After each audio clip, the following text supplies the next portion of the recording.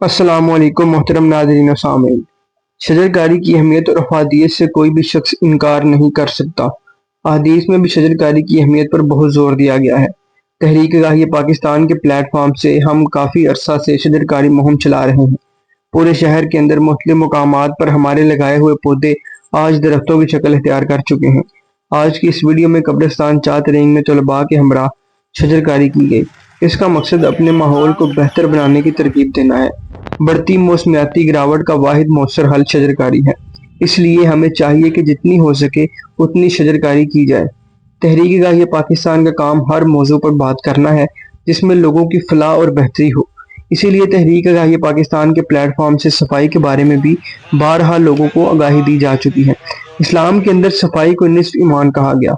कोई भी इलाका कितना डेवलप्ड है, कितना महजब है, इस बात का अंदाज़ा इस बात से लगाया जा सकता है कि वो कितना साफ है। इसीलिए सफाई और शजरकारी ये दो चीज़ें ऐसी हैं जिनकी पाकिस्तान को अशद ज़रूरत है।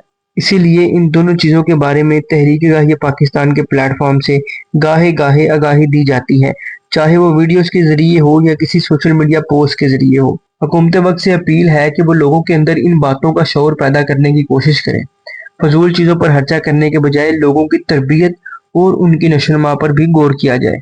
पाकिस्तान को वैसे तो बहुत से मसाइल दरपेश हैं, लेकिन एक मसला ऐसा है जो दर्द सर बन चुका है, और वो है बढ़ती हुई आबादी।